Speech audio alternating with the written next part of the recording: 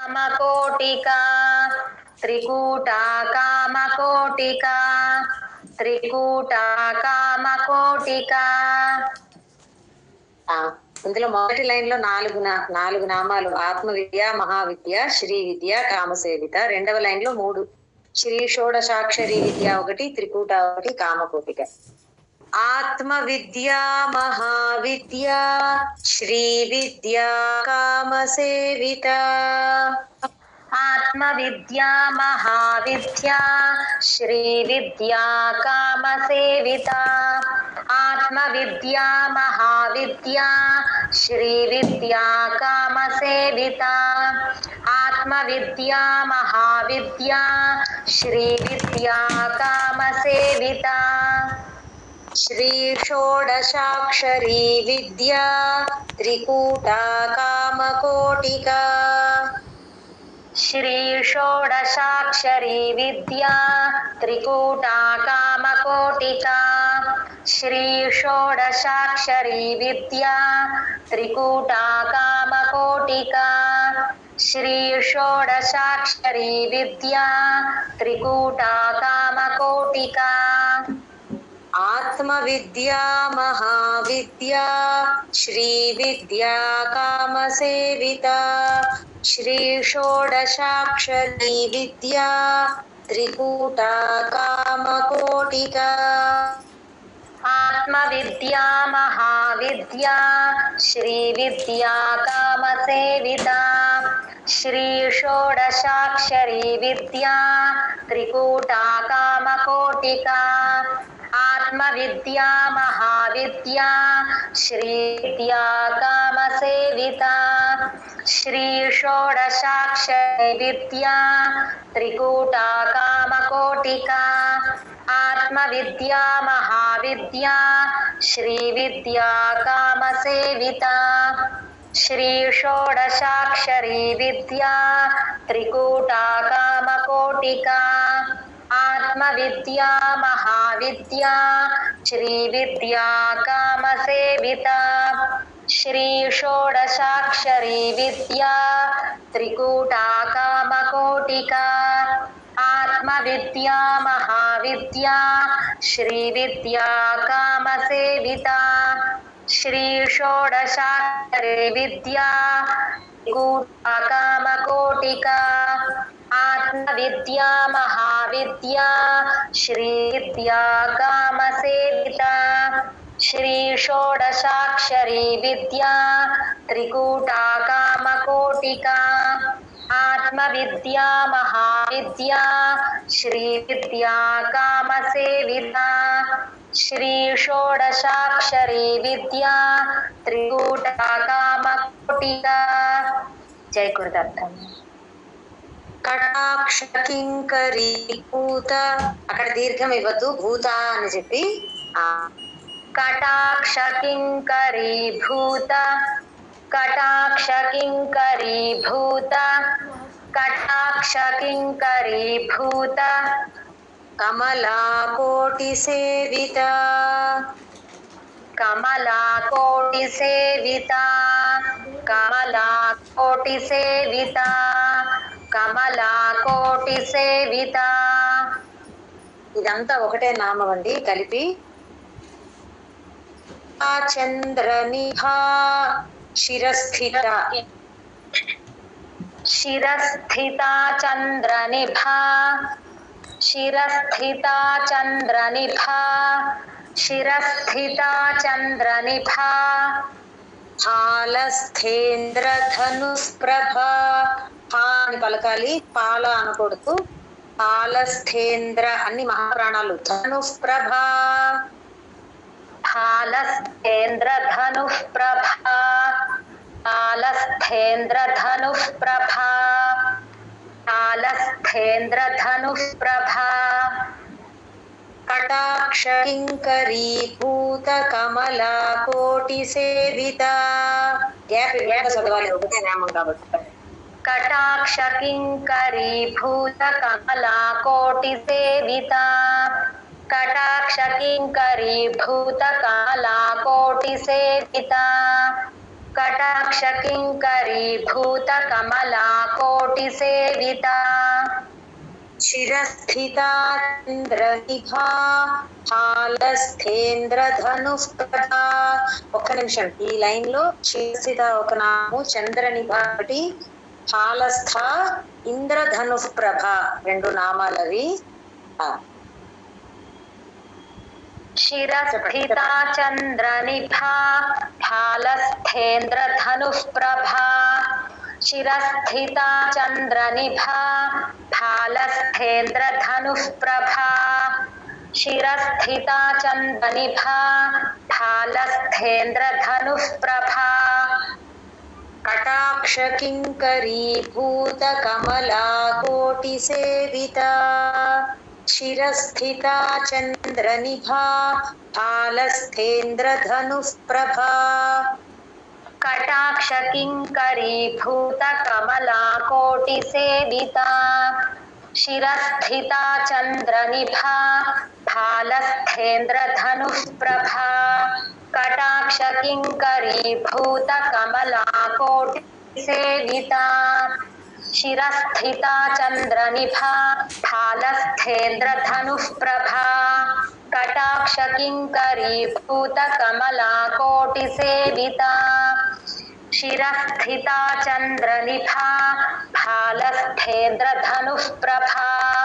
కటాక్ష కింకరీభూత కమలా కోటి సేవితా శిరస్థితా చంద్రనిభా హాలస్థేంద్రధనుఃప్రభా.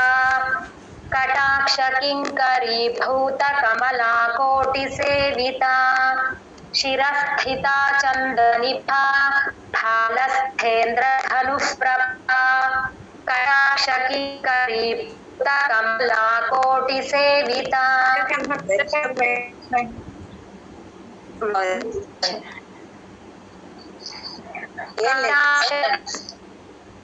కటాక్ష కింకరీభూత కమలా కోటి సేవితా శిరస్థితా చంద్రనిభా హాలస్థేంద్రధనుఃప్రభా.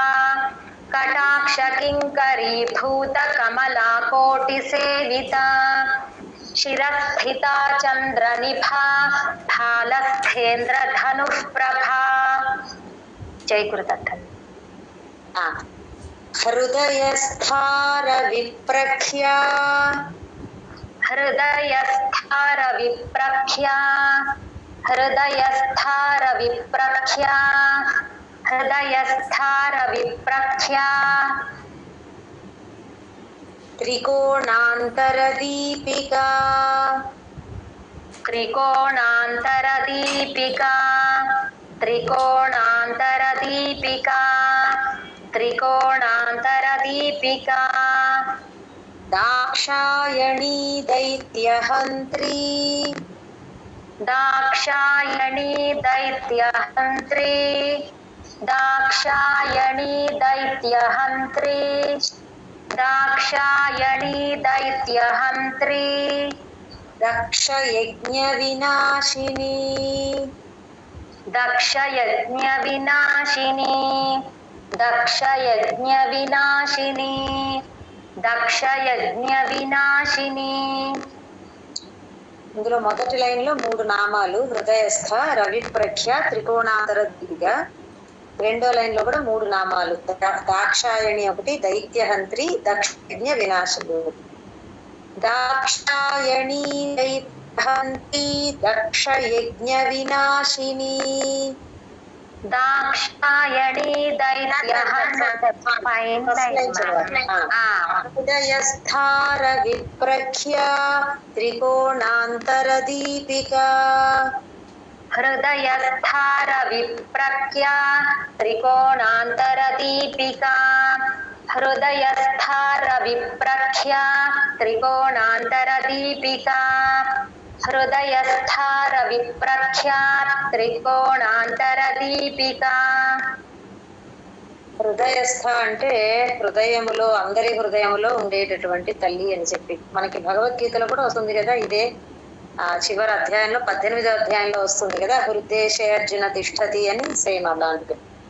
దాక్షాయణీ దైత్యహంత్రి దక్ష యజ్ఞ వినాశిని దాక్షాయణి దైత్యహంత్రి దక్ష యజ్ఞ వినాశిని దాక్షాయణి దైత్యహంత్రి దక్ష యజ్ఞ వినాశిని దాక్షాయణి దైత్యహంత్రి దక్ష యజ్ఞ వినాశిని హృదయస్థార విప్రఖ్యా త్రికోణాంతర దీపికా దాక్షాయణీ దైత్యహంత్రి దక్ష యజ్ఞ వినాశిని హృదయస్థార విప్రఖ్యా త్రికోణాంతర దీపికా దాక్షాయణీ దైత్యహంత్రి దక్ష యజ్ఞ వినాశిని హృదయస్థార విప్రఖ్యా త్రికోణాంతర దీపికా దాక్షాయణీ దైత్యహంత్రి దక్ష యజ్ఞ వినాశిని హృదయస్థార విప్రఖ్యా త్రికోణాంతర దీపికా దాక్షాయణీ దైత్యహంత్రి దక్ష యజ్ఞ వినాశిని హృదయస్థార విప్రఖ్యా త్రికోణాంతర దీపికా దాక్షాయణీ దైత్యహంత్రి దక్ష యజ్ఞ వినాశిని హృదయస్థార విప్రఖ్యా త్రికోణాంతర దీపికా దాక్షాయణీ దైత్యహంత్రి దక్ష యజ్ఞ వినాశిని హృదయస్థార విప్రఖ్యా త్రికోణాంతర దీపికా దాక్షాయణీ దైత్యహంత్రి దక్ష యజ్ఞ వినాశిని హృదయస్థార విప్రఖ్యా త్రికోణాంతర దీపికా దాక్షాయణీ దైత్యహంత్రి దక్ష యజ్ఞ వినాశిని. జై గురుదత్త.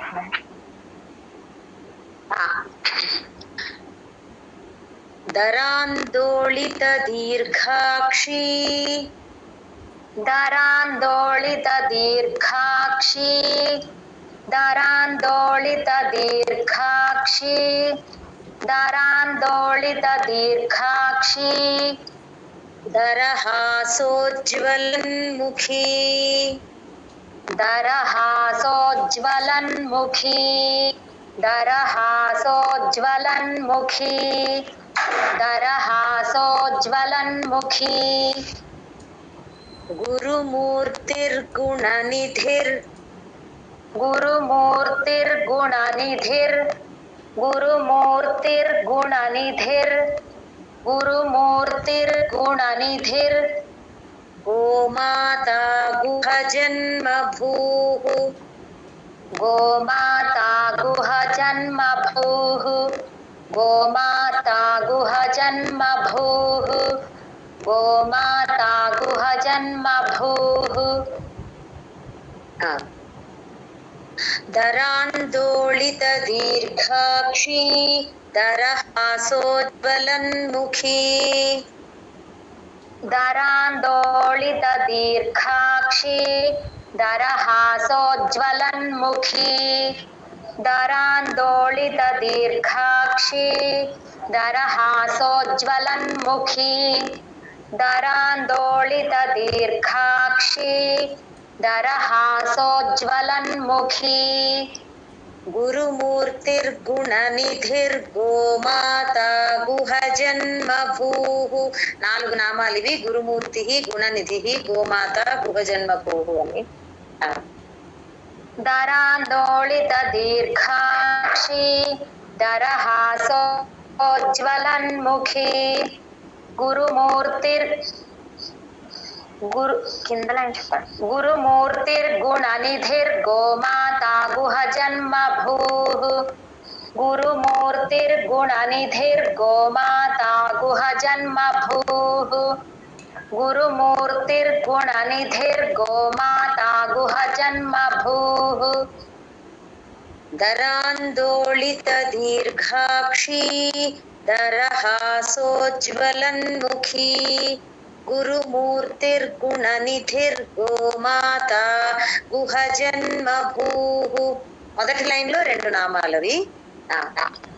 दरान्दोलित दीर्घाक्षी दरहासोज्ज्वलन्मुखी गुरुमूर्तिर्गुणनिधिर्गोमाता गुहजन्मभूः दरान्दोलित दीर्घाक्षी दरहासोज्ज्वलन्मुखी गुरुमूर्तिर्गुणनिधिर्गोमाता गुहजन्मभूः दरान्दोलित दीर्घाक्षी दरहासोज्ज्वलन्मुखी गुरुमूर्तिर्गुणनिधिर्गोमाता गुहजन्मभूः दरान्दोलित दीर्घाक्षी दरहासोज्ज्वलन्मुखी गुरुमूर्तिर्गुणनिधिर्गोमाता गुहजन्मभूः दरान्दोलित दीर्घाक्षी दरहासोज्ज्वलन्मुखी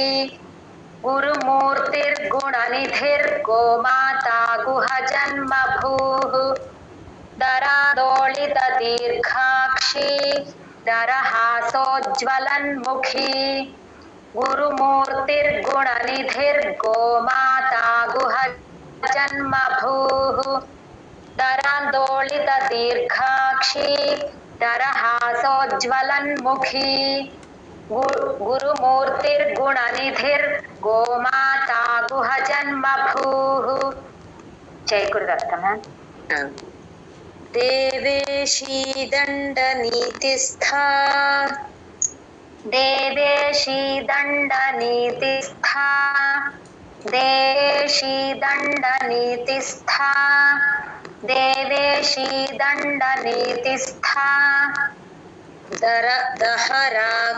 दहराकाशरूपिणी दहराकाशरूपिणी दहराकाशरूपिणी दहराकाशरूपिणी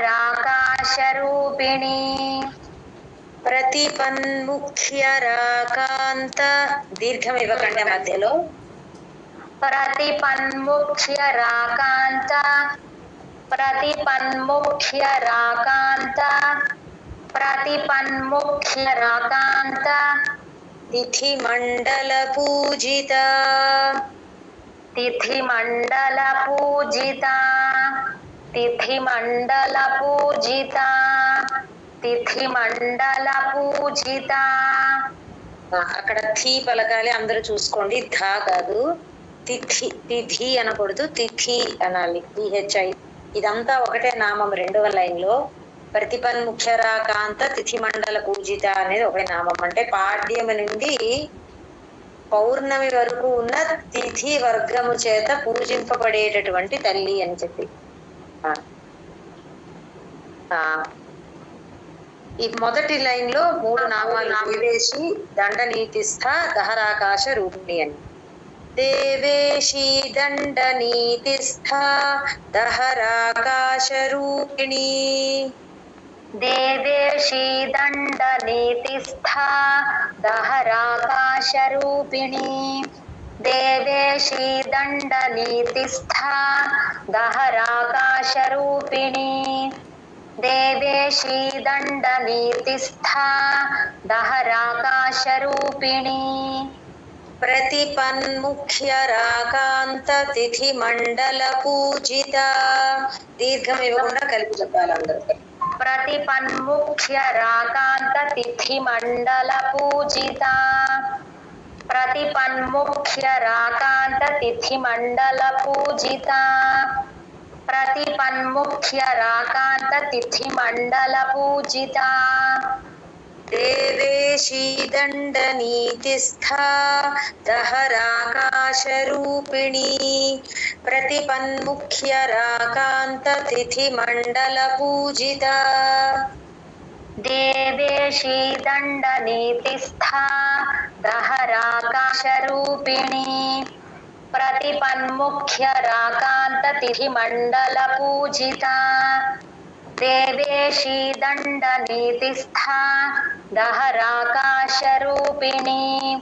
प्रतिपन्मुख्यराकान्त तिथिमण्डलपूजिता देवेशी दण्डनीतिस्था दहराकाशरूपिणी प्रतिपन्मुख्यराकान्ततिथिमण्डलपूजिता देवेशी दण्डनीतिस्था दहराकाशरूपिणी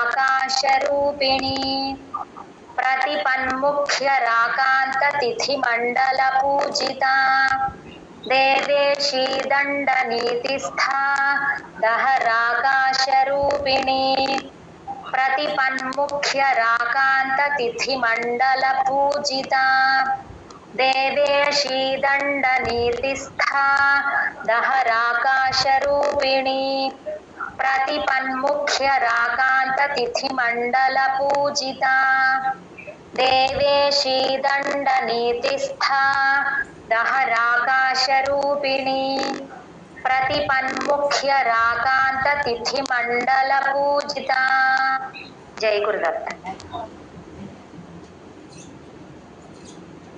कलात्मिका कलानाथ कलात्मिका कलानाथ कलात्मिका कलानाथ कलात्मिका कलानाथ काव्यालाप विनोदिनी काव्यालाप विनोदिनी काव्यालाप विनोदिनी काव्यालाप विनोदिनी सचामर रमावाणी सचामर रमावाणी सचामर रमावाणी सचामर रमावाणी सव्यदक्षिण सेविता सव्यदक्षिण सेविता सव्यदक्षिण सेविता सव्यदक्षिण सेविता ఇదంతా ఒకటే నామం అండి. సచామర రమావాణి సవ్య దక్షిణ సేవిత అని. అమ్మవారికి ఎడమ వైపున లక్ష్మీదేవి, కుడివైపు సరస్వతీదేవి ఇద్దరు వింజామరలు వీస్తూ ఉంటే అలా సేవించబడేటటువంటి తల్లి అని చెప్పి మనకి మైసూర్ ప్యాలెస్ లో ఒక పెద్ద పెయింటింగ్ ఉంటుంది. ఇదే గుర్తొస్తుంది అక్కడ అమ్మవారికి ఇటు అటు లక్ష్మీదేవి సరస్వతీదేవి వింజామర వీస్తున్నట్లుగా చాలా బాగుంటుంది. ఎవరన్నా వెళ్ళి ఉంటే చూసుంటే అది ఈ నామానికి అదనమాట అండి. కళాత్మికా కళానాథ కావ్యాలాప వినోదిని కళాత్మికా కళానాథ కావ్యాలాప వినోదిని కళాత్మికా కళానాథ కావ్యాలాప వినోదిని కళాత్మికా కళానాథ కావ్యాలాప వినోదిని సచామర రమావాణి సవ్య దక్షిణ సేవిత కలిపి చెప్పాలి. సచామర రమావాణి సవ్య దక్షిణ సేవిత సచామర రమావాణి సవ్య దక్షిణ సేవిత సచామర రమావాణి సవ్య దక్షిణ సేవిత కళాత్మికా కళానాథ కావ్యాలాప వినోదిని సచామర రమావాణి సవ్య దక్షిణ సేవిత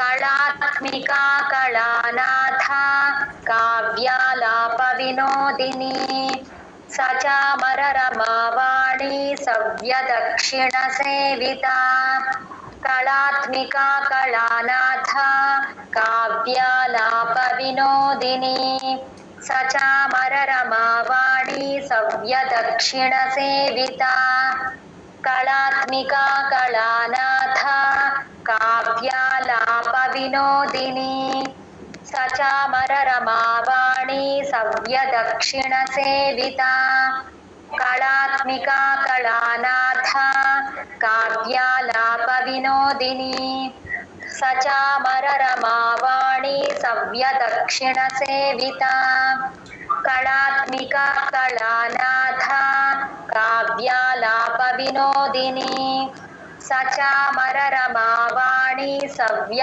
దక్షిణ సేవిత కళాత్మికా కళానాథ కావ్యాలాప వినోదిని सचामर रमावाणी सव्य दक्षिण सेविता कलात्मिका कलानाथा काव्यालाप विनोदिनी सचामर रमावाणी सव्य दक्षिण सेविता చేయకూడదు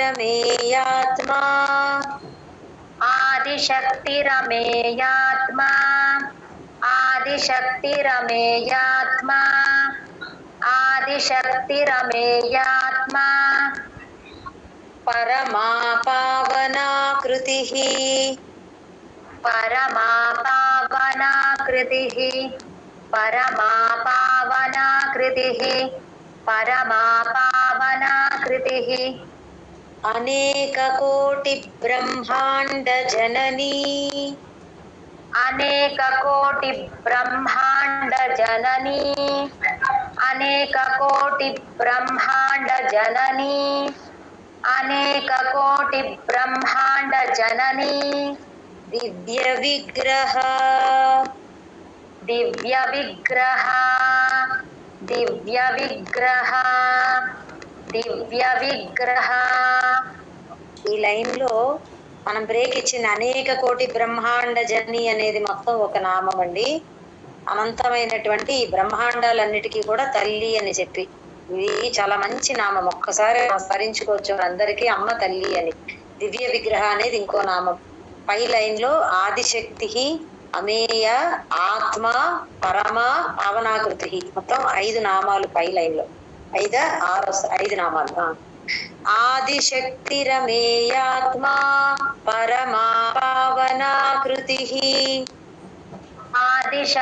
आदिशक्तिरमेयात्मा परमा पावनाकृतिः आदिशक्तिरमेयात्मा परमा पावनाकृतिः आदिशक्तिरमेयात्मा परमा पावनाकृतिः अनेक कोटि ब्रह्मांड जननी दिव्य विग्रह अनेक कोटि ब्रह्मांड जननी दिव्य विग्रह अनेक कोटि ब्रह्मांड जननी दिव्य विग्रह अनेक कोटि ब्रह्मांड जननी दिव्य विग्रह आदिशक्तिरमेयात्मा परमा पावनाकृतिः అనేక కోటి బ్రహ్మాండ జనని దివ్య విగ్రహ.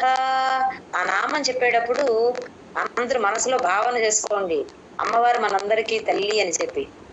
అది ఆదిశక్తిరమేయాత్మా పరమా పావనాకృతిః అనేక కోటి బ్రహ్మాండ జననీ దివ్య విగ్రహ आदिशक्तिरमेयात्मा परमा पावनाकृतिः अनेक कोटि ब्रह्मांड जननी दिव्य विग्रह आदिशक्तिरमेयात्मा परमा पावनाकृतिः अनेक कोटि ब्रह्मांड जननी दिव्य विग्रह आदिशक्तिरमेयात्मा परमा पावनाकृतिः अनेक कोटि ब्रह्मांड जननी दिव्य विग्रह आदिशक्तिरमेयात्मा परमा पावनाकृतिः अनेक कोटि ब्रह्मांड जननी दिव्य विग्रह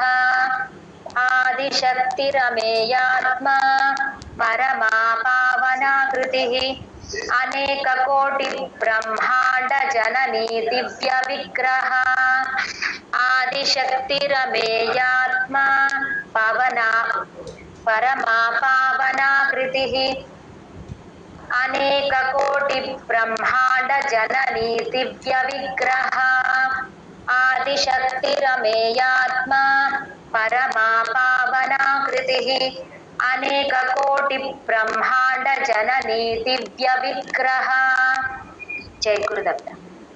क्लींकारी केवला गुह्या क्लींकारी केवला गुह्या क्लींकारी केवला गुह्या क्लींकारी केवला गुह्या कैवल्यपददायिनी कैवल्यपददायिनी कैवल्यपददायिनी कैवल्यपददायिनी त्रिपुरा त्रिजगद्वन्द्या त्रिजगद्वन्द्या त्रिपुरा त्रिजगद्वन्द्या त्रिपुरा त्रिजगद्वन्द्या त्रिपुरा त्रिजगद्वन्द्या త్రిమూర్తిస్త్రిదశేశ్వరి త్రిదశేశ్వరి అందరూ అక్కడ ఒత్తులు చూసుకోండి त्रिमूर्तिस्त्रिदशेश्वरी त्रिमूर्तिस्त्रिदशेश्वरी त्रिमूर्तिस्त्रिदशेश्वरी క్లీంకారి ఉన్నారా అండి జయగురుదత్త जय गुरुदत्त मैम क्लींकारी केवला गुह्या कैवल्यपददायिनी क्लींकारी केवला गुह्या कैवल्यपददायिनी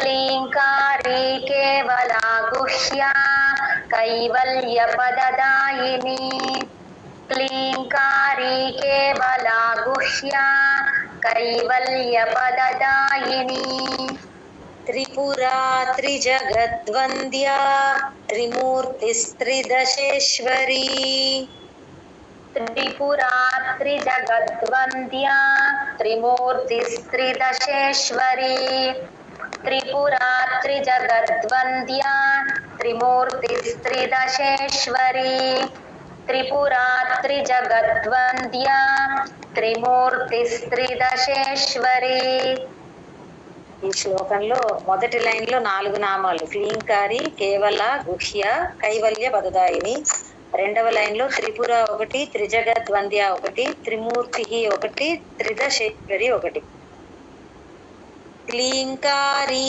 కేవల గుహ్య కైవల్య పదదాయిని త్రిపురా త్రిజగద్వంద్య త్రిమూర్తిస్త్రిదశేశ్వరి क्लींकारी केवला गुह्या कैवल्यपददायिनी त्रिपुरा त्रिजगद्वन्द्या त्रिमूर्तिस्त्रिदशेश्वरी क्लींकारी केवला गुह्या कैवल्यपददायिनी त्रिपुरा त्रिजगद्वन्द्या त्रिमूर्तिस्त्रिदशेश्वरी क्लींकारी केवला गुह्या कैवल्यपददायिनी त्रिपुरा त्रिजगद्वन्द्या त्रिमूर्तिस्त्रिदशेश्वरी क्लींकारी केवला गुह्या कैवल्यपददायिनी त्रिपुरा त्रिजगद्वन्द्या त्रिमूर्तिस्त्रिदशेश्वरी क्लींकारी केवला गुह्या कैवल्यपददायिनी त्रिपुरा त्रिजगद्वन्द्या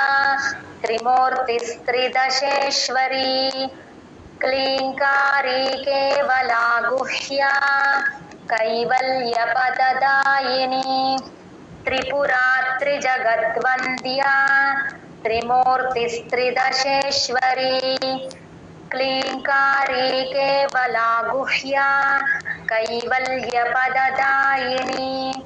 त्रिपुरा त्रिजगद्वन्द्या त्रिमूर्तिस्त्रिदशेश्वरी जय गुरुदत्त त्र्यक्षरी दिव्यगन्धाढ्या त्र्यक्षरी अंडी त्र्यक्षरी दिव्यगन्धाढ्या त्र्यक्षरी दिव्यगन्धाढ्या त्र्यक्षरी दिव्यगन्धाढ्या सिन्दूरतिलकाञ्चिता सिन्दूरतिलकाञ्चिता सिन्दूरतिलकाञ्चिता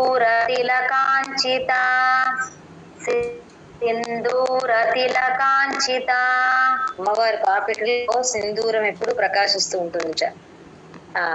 ఉమా శైలేంద్ర తనయా, ఉమా శైలేంద్ర తనయా, ఉమా శైలేంద్ర తనయా, ఉమా శైలేంద్ర తనయా. గౌరీ గంధర్వ సేవిత, గౌరీ గంధర్వ సేవిత, గౌరీ గంధర్వ సేవిత, గౌరీ గంధర్వ సేవిత. ఇవన్నీ ఒక్కొక్క నామాలు చూడండి. శైలేంద్ర తనయ అంటే పర్వతరాజు కుమార్తె పార్వతి అని, గౌరీ గౌరవర్ణములో ఉండేటటువంటి తల్లి అని, గంధర్వుల చేత పూజించేటటువంటి తల్లి అని, ఉమా అంటే తెలుసు కదా అందరికీ, ఉమా అనేటటువంటి నామము ఉన్న తల్లి అని. అంటే మనం చదివేటప్పుడు ఆ భావనతో చదవాలండి. ఒక్కొక్క నామంతో అమ్మవారిని పిలుస్తున్నామని అనుకుంటూ ఉంటే నార్మల్ గా పలకలేం, మనం ఫాస్ట్ గా చదవలేం అసలు. ఒక్కసారైనా అలా భావన చేస్తూ చదవగలిగితే చాలా అనిపిస్తుంది కదా. అది త్ర్యక్షరీ దివ్య గంధాఢ్యా సింధూర తిలకాంచిత, త్ర్యక్షరీ దివ్య గంధాఢ్యా సింధూర తిలకాంచిత, త్ర్యక్షరీ దివ్య గంధాఢ్యా సింధూర తిలకాంచిత, త్ర్యక్షరీ దివ్య గంధాఢ్యా సింధూర తిలకాంచిత. ఉమా శైలేంద్ర తనయా గౌరీ గంధర్వ సేవిత, ఉమా శైలేంద్ర తనయా గౌరీ గంధర్వ సేవిత, ఉమా శైలేంద్ర తనయా గౌరీ గంధర్వ సేవిత, ఉమా శైలేంద్ర తనయా గౌరీ గంధర్వ సేవిత. త్ర్యక్షరీ దివ్య గంధాఢ్యా సింధూర తిలకాంచిత. ఇవి 3 నామాలండి. ఉమా శైలేంద్ర తనయా గౌరీ గంధర్వ సేవిత, త్ర్యక్షరీ దివ్య గంధాఢ్యా సింధూర తిలకాంచిత, ఉమా శైలేంద్ర తనయా గౌరీ గంధర్వ సేవిత, త్ర్యక్షరీ దివ్య గంధాఢ్యా సింధూర తిలకాంచిత, ఉమా శైలేంద్ర తనయా గౌరీ గంధర్వ సేవిత, త్ర్యక్షరీ దివ్య గంధాఢ్యా సింధూర తిలకాంచిత, ఉమా శైలేంద్ర తనయా గౌరీ గంధర్వ సేవిత, త్ర్యక్షరీ దివ్య గంధాఢ్యా సింధూర తిలకాంచిత, ఉమా శైలేంద్ర తనయా గౌరీ గంధర్వ సేవిత, త్ర్యక్షరీ దివ్య గంధాఢ్యా సింధూర తిలకాంచిత, ఉమా శైలేంద్ర తనయా గౌరీ గంధర్వ సేవిత, త్ర్యక్షరీ దివ్య గంధాఢ్యా సింధూర తిలకాంచిత, ఉమా శైలేంద్ర తనయా గౌరీ గంధర్వ సేవిత, త్ర్యక్షరీ దివ్య గంధాఢ్యా సింధూర తిలకాంచిత, ఉమా శైలేంద్ర తనయా గౌరీ గంధర్వ సేవిత. జై గురుదత్త. విశ్వగర్భా స్వర్ణగర్భా, విశ్వగర్భా స్వర్ణగర్భా, విశ్వగర్భా స్వర్ణగర్భా, విశ్వగర్భా స్వర్ణగర్భా, వరదా వాగధీశ్వరీ, వరదా వాగధీశ్వరీ, వరదా వాగధీశ్వరీ, వరదా వాగధీశ్వరీ, ధ్యానగమ్యా పరిచ్ఛేద్య, ధ్యానగమ్యా పరిచ్ఛేద్య, ध्यानगम्या परिच्छेद्या ध्यानगम्या परिच्छेद्या ज्ञानदा ज्ञानविग्रह ज्ञानदा ज्ञानविग्रह ज्ञानदा ज्ञानविग्रह ज्ञानदा ज्ञानविग्रह विश्वगर्भा स्वर्णगर्भा वरदा वागधीश्वरी 4 నామాలు ఇవి. विश्वगर्भा स्वर्णगर्भा वरदा वागधीश्वरी विश्वगर्भा स्वर्णगर्भा वरदा वागधीश्वरी विश्वगर्भा स्वर्णगर्भा वरदा वागधीश्वरी ध्यानगम्या परिच्छेद्या జ్ఞానదా జ్ఞాన విగ్రహ. ఇక్కడ కూడా 4 నామాలండి. ధ్యానగమ్య ఒకటి, అపరిచ్ఛేద్య ఒకటి, జ్ఞానదా ఒకటి, జ్ఞాన విగ్రహ అనేది ఒకటి.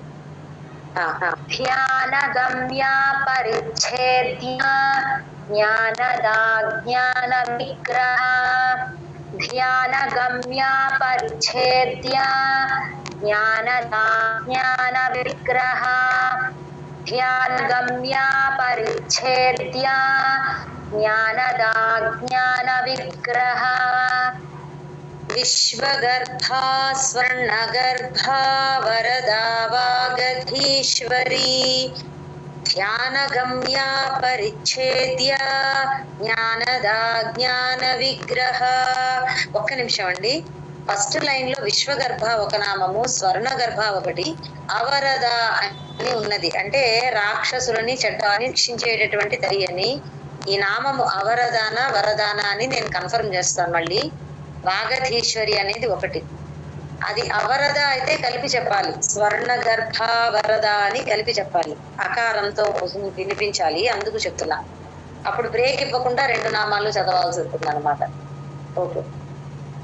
విశ్వగర్భా స్వర్ణగర్భా వరదా వాగధీశ్వరీ ధ్యానగమ్యా పరిచ్ఛేద్య జ్ఞానదా జ్ఞాన విగ్రహ విశ్వగర్భా స్వర్ణగర్భా వరదా వాగధీశ్వరీ ధ్యానగమ్యా పరిచ్ఛేద్య జ్ఞానదా జ్ఞాన విగ్రహ విశ్వగర్భా స్వర్ణగర్భా వరదా వాగధీశ్వరీ ధ్యానగమ్యా పరిచ్ఛేద్య జ్ఞానదా జ్ఞాన విగ్రహ విశ్వగర్భా స్వర్ణగర్భా వరదా వాగధీశ్వరీ ధ్యానగమ్యా పరిచ్ఛేద్య జ్ఞానదా జ్ఞాన విగ్రహ విశ్వగర్భా స్వర్ణగర్భా వరదా వాగధీశ్వరీ ధ్యానగమ్యా పరిచ్ఛేద్య జ్ఞానదా జ్ఞాన విగ్రహ విశ్వగర్భా స్వర్ణగర్భా వరదా వాగధీశ్వరీ ధ్యానగమ్యా పరిచ్ఛేద్య జ్ఞానదా జ్ఞాన విగ్రహ. జై గురుదత్త.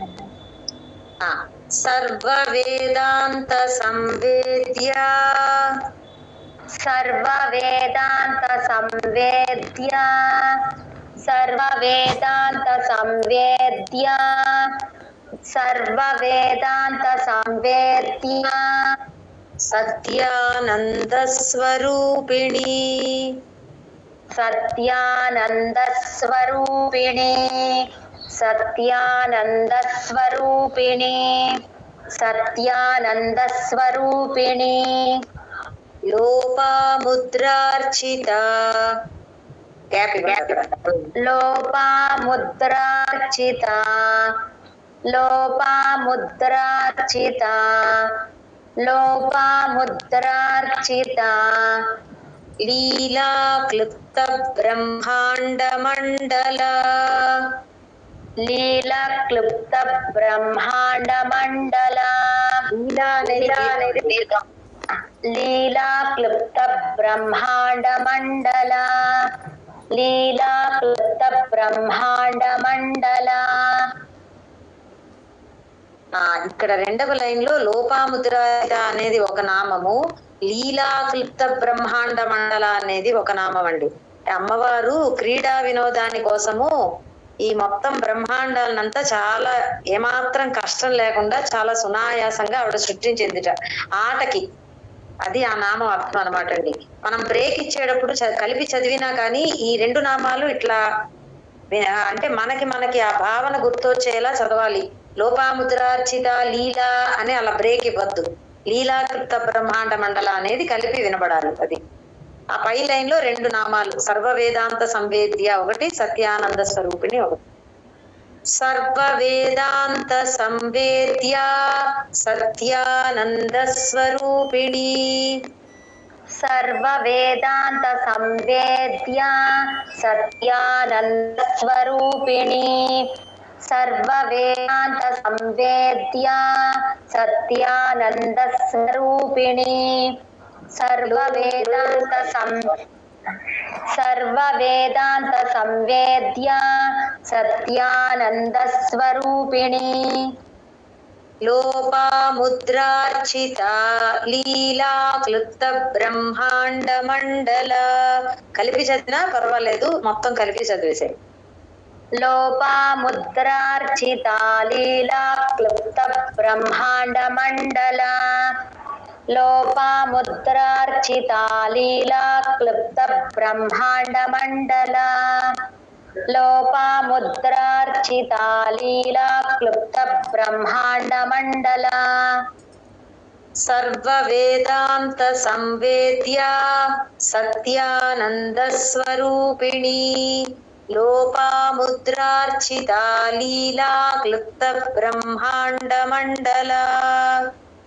సర్వ వేదాంత సంవేద్య సత్యానంద స్వరూపిణి. లోపాముద్రార్చిత లీలా క్లుప్త బ్రహ్మాండ మండల. సర్వ వేదాంత సంవేద్య సత్యానంద స్వరూపిణి. లోపాముద్రార్చిత లీలా క్లుప్త బ్రహ్మాండ మండల. సర్వ వేదాంత సంవేద్య సత్యానంద స్వరూపిణి. లోపాముద్రార్చిత లీలా క్లుప్త లోపాముద్రార్చిత లీలా క్లుప్త బ్రహ్మాండ మండల. సర్వ వేదాంత సంవేద్య సత్యానంద స్వరూపిణి. లోపాముద్రార్చిత లీలా క్లుప్త బ్రహ్మాండ మండల. సర్వ వేదాంత సంవేద్య సత్యానంద స్వరూపిణి. లోపాముద్రార్చిత లీలా క్లుప్త బ్రహ్మాండ మండల. సర్వ వేదాంత సంవేద్య సత్యానంద స్వరూపిణి. లోపాముద్రార్చిత లీలా క్లుప్త బ్రహ్మాండ మండల. సర్వ వేదాంత సంవేద్య సత్యానంద స్వరూపిణి. లోపాముద్రార్చిత లీలా క్లుప్త బ్రహ్మాండ మండల. జై గురుదత్త. జయ గురుదత్త అండి. తాలిబాంటికి బాగా చదివారు.